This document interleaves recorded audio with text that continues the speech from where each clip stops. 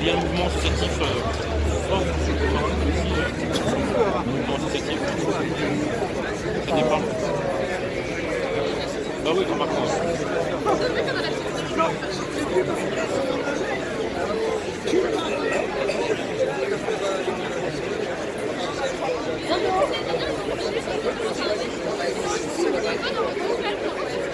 Très bien faire ça. Mais il paraît que ça a changé. Si on peut créer un petit espace pour que le son puisse être diffusé, s'il vous plaît.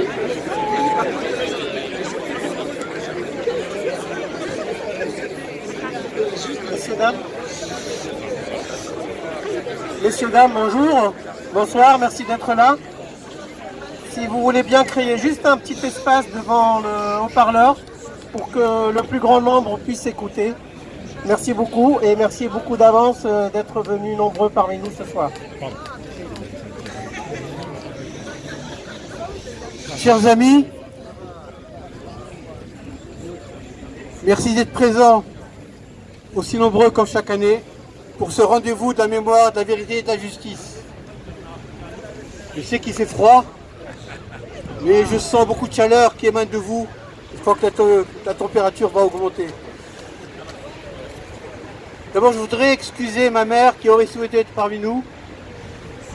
Le froid, sa santé aussi, l'en a empêché, mais elle est de tout cœur.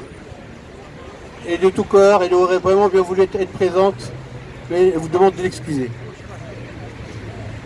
Je salue la présence des membres du comité pour la vérité, dans l'enlèvement et la disparition de Mehdi Ben Barka, la présence de son secrétaire.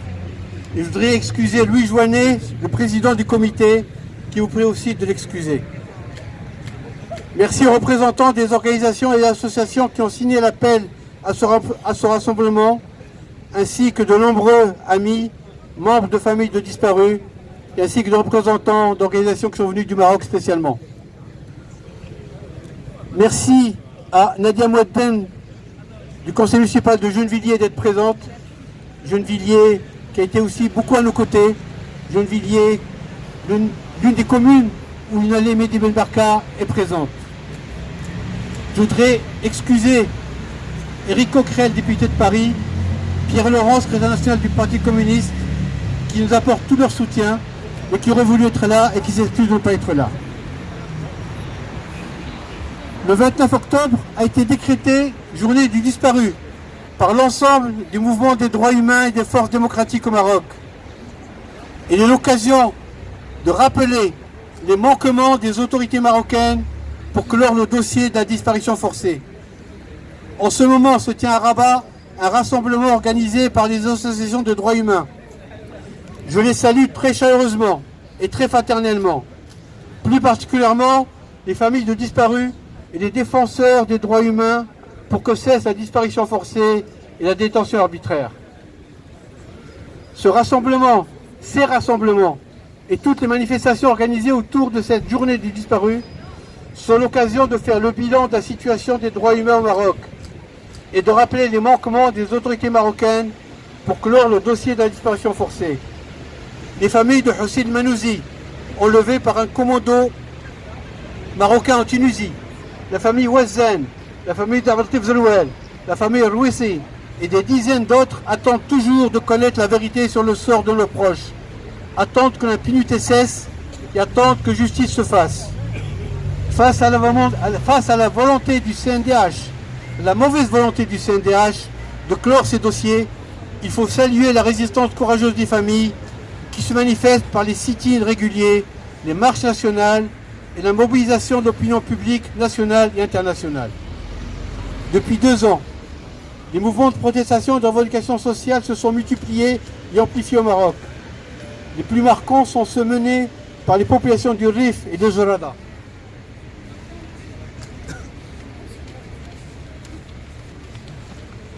Les mots d'ordre qui accompagnent ces mouvements pacifiques sont liberté, dignité, justice sociale.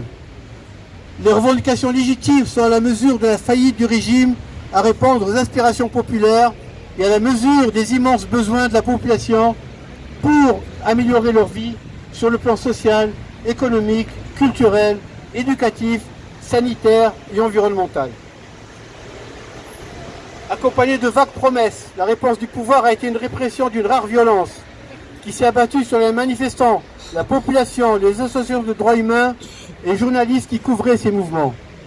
On assiste de la part du pouvoir à une véritable criminalisation du mouvement social, des centaines d'arrestations, l'usage avéré de la torture, des procès injustes et inéquitables, ainsi que de très lourdes peines de prison, atteignant jusqu'à 20 ans et des conditions de détention pénibles.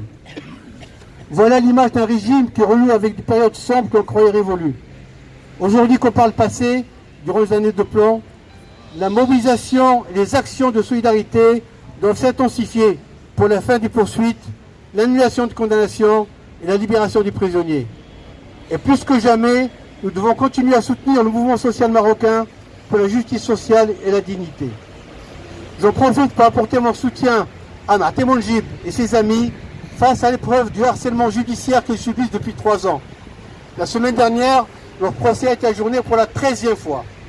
Dans un dossier vide où les chefs d'accusation d'atteinte à la sûreté de l'État nous ramènent à des décennies en arrière, le but du régime marocain est de menacer tous les tenants du journalisme d'investigation et les défenseurs de la liberté d'opinion. Chers amis, en cette journée du disparu, à l'occasion de la commémoration du 53e anniversaire d'enlèvement et de la disparition de Dimbolka, il est plus que jamais nécessaire de poursuivre le combat pour la vérité et la justice pour toutes les victimes de la disparition forcée, pour soutenir les actions menées par les familles, pour connaître enfin le sort de leurs proches et mettre fin à toutes les formes d'impunité. Il est nécessaire d'exiger avec force que toute la lumière soit faite sur l'enlèvement et la disparition de Mehdi Mbolka, que ses assassins soient identifiés, sa sépulture localisée et que toute responsabilité soit établie, qu'elle soit étatique ou individuelle. Il est nécessaire de dénoncer la complicité des 2 États marocains et français qui continuent à user et abuser de la notion de raison d'État et des secrets qui l'accompagnent. En faisant ainsi obstacle à l'action de la justice, en bafouant le droit de ma famille à toute la vérité, ils continuent plus d'un demi-siècle après les faits à protéger les auteurs et les complices de ce crime odieux. Le 3 octobre dernier, des faits nous ont rappelé ce qui s'était passé il y a 53 ans. Le 3 octobre dernier, le journaliste Jamal Khashoggi, pénétré dans le consulat d'Arabie Saoudite à Istanbul. Il n'en est pas ressorti vivant. On ne peut douter de son assassinat par les agents du régime saoudien arrivés spécialement en Turquie pour y perpétrer ce crime odieux. Nous partageons tous l'indignation et la colère de la communauté internationale devant cet acte inqualifiable d'un régime autocratique qui se croit au-dessus des lois grâce à sa puissance financière et ses alliances clientélistes et idéologiques. Nous exigeons toute la vérité sur ce crime et que les assassins et le commanditaire soient dénoncés et jugés. Il y a 53 ans, lorsque Mehdi Mbolka fut enlevé à Paris, l'émotion et l'indignation furent aussi fortes, sinon plus. Elles furent à la mesure de la personnalité et de l'action politique de Mehdi Mbolka qui rayonnait au-delà du Maroc pour englober tout le tiers-monde. Les ingrédients du crime étaient les mêmes que ceux d'Istanbul. Le ministre marocain de l'Intérieur, le chef de la Sûreté nationale et des agents secrets, accompagnés d'un soi-disant infirmier, se déplacent à Paris pour exécuter l'enlèvement de Mehdi Mbolka, décidé plusieurs mois auparavant au plus haut sommet de l'État marocain. La différence avec l'assassinat de Jamal Khashoggi, elle est de taille, et que les agents marocains ont bénéficié de complicité française dans la police, les services secrets, le monde des barbouzes et des truands, pour piéger Mehdi Mbolka et protéger ensuite leur fuite. Cette double responsabilité, à laquelle il faut inclure celle du Mossad israélien et peut-être la CIA américaine, fait que 53 ans après le crime, les convergences d'intérêts qui l'ont permis se poursuivent en nom de la raison d'État pour empêcher la justice de mener jusqu'au bout son action pour connaître la vérité sur son sort et établir toute responsabilité. Même si c'est du bout des lèvres et en essayant d'en limiter la portée, il faut rappeler que l'Arabie Saoudite a reconnu sa responsabilité dans le crime de Jamal Khashoggi. 53 ans, années plus tard, les autorités marocaines et françaises ne l'ont toujours pas fait. En France, l'accès aux archives est toujours bloqué au nom du secret défense. Le ministère de la Défense, juge et partie, ne respecte même plus les délais légaux pour répondre au juge d'instruction qui demande la déclassification de 300 pages saisi à la DGSE en 2010. Au Maroc, depuis 2003, aucune commission rogatoire internationale des juges français n'est plus exécutée. Aucune de nos demandes n'a reçu d'écho favorable, comme par exemple faire des fouilles à la prison secrète du PF3 ou entendre les agents et anciens hauts responsables marocains encore vivants. Au contraire, avec cynisme et bassesse, l'ancien agent du Cap 1, Mulou Tounzi, condamné par contumace en France pour enlèvement sous le nom d'emprunt de Stouki, a déposé plusieurs plaintes pour diffamation publique contre le juge Ramael, des journalistes, contre Maître Maurice Butin, notre avocat, et contre moi-même. Il nous reproche d'avoir révélé sa véritable identité, ce que nous avons fait depuis 20 ans, aussi bien en France qu'au Maroc. Il n'y a que 3 ans qu'il s'est réveillé. Il a déjà été débouté dans sa plainte contre le journaliste Marc Baudrier. Le délibéré dans le procès intenté au juge Patrick Ramael sera connu le vendredi 8 novembre prochain. En entamant ces procédures, Mulou Tounzi et ceux qui le soutiennent pensent décourager les familles de Mehdi Mbarka et son avocat, ainsi que tous ceux qui aspirent à la vérité et à la justice de poursuivre le travail acharné entamé depuis 53 ans. Ils se trompent lourdement. Face à ces procédés d'intimidation, nous sommes plus que jamais résolus à poursuivre notre combat et nous comptons sur votre soutien pour dénoncer ces manœuvres.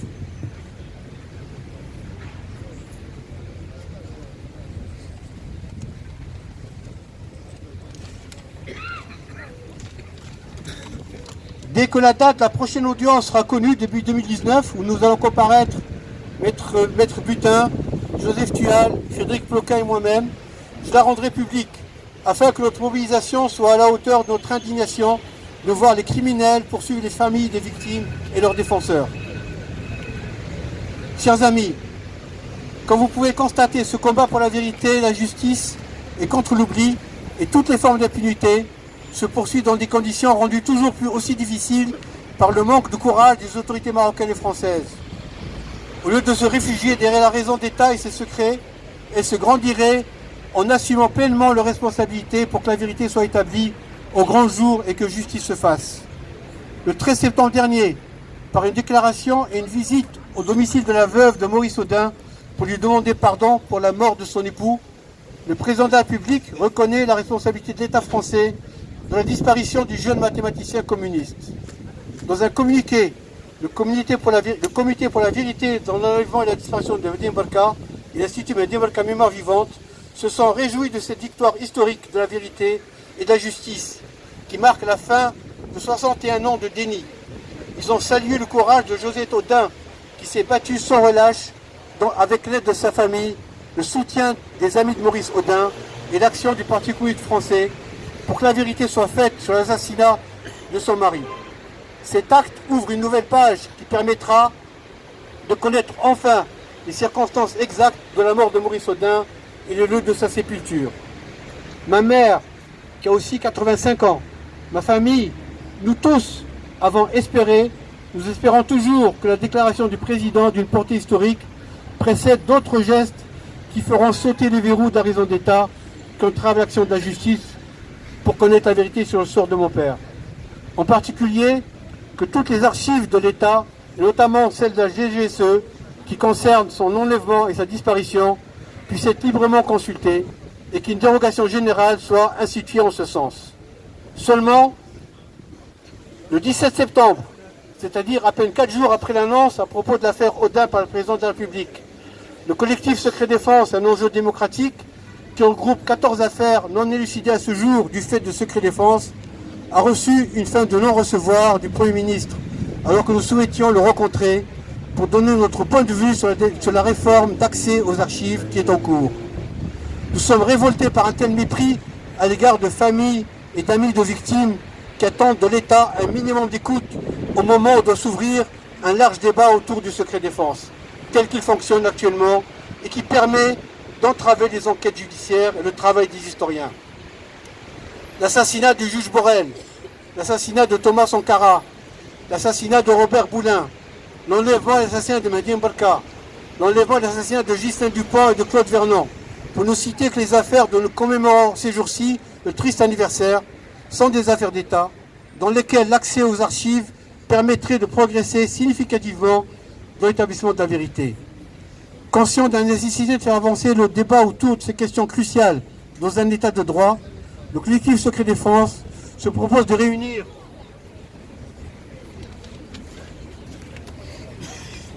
prochainement une rencontre, de réunir parlementaires, juristes, historiens, familles et amis des victimes qui viendraient débattre pour approfondir cette notion de secret d'État et pour proposer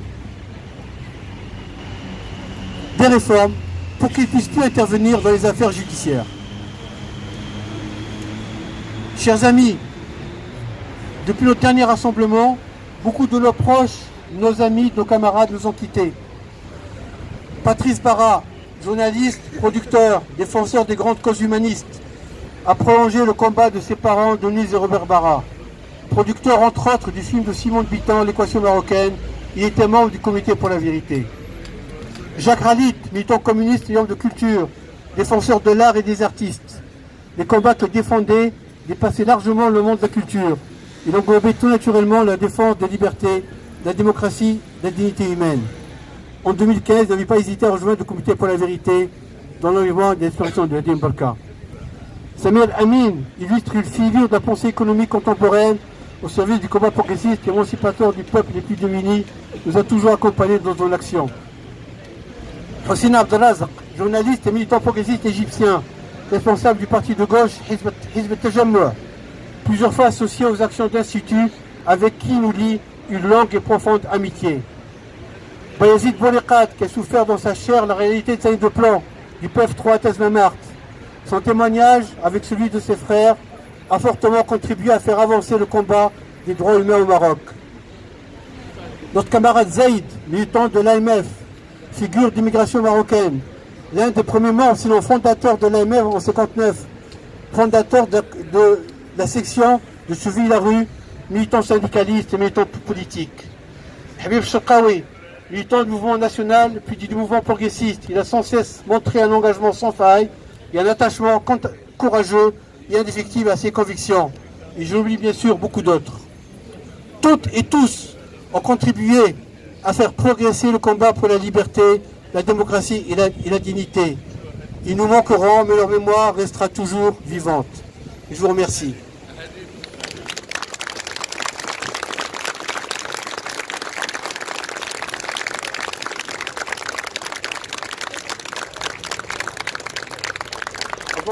Avant de terminer ce rassemblement, bien sûr, nous allons continuer à discuter entre nous. Ensuite, allons disperser tranquillement comme d'habitude. Je voudrais rappeler deux manifestations à venir. Le 8 novembre prochain, il y aura une rencontre débat avec PSU France autour de la pensée de Nadim Balka à Paris. Je crois au Maltais Rouge, il me semble. Alors, c'est pas le 8, c'est le 9 novembre. Hein. C'est le 9 novembre qu'il y aura la rencontre au Maltais Rouge.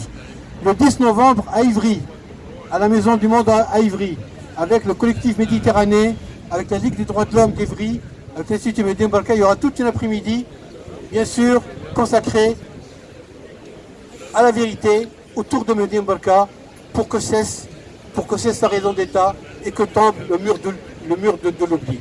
Donc bien sûr, je vous appelle à y assister, nombreuses et nombreux, pour qu'on puisse débattre et prolonger notre rassemblement aujourd'hui. Merci encore une fois de votre présence. Je vous rappelle que début 2019, il y aura l'audience du procès en diffamation contre Maurice Bottin, contre Joseph Tuyal, contre Bézé Polka et contre moi-même. Il faudrait qu'on se mobilise aussi pour dire aux criminels qu'on ne va pas les lâcher et que ce n'est pas parce qu'ils portent des plaintes qu'ils se croient impunis. Merci encore une fois et à bientôt.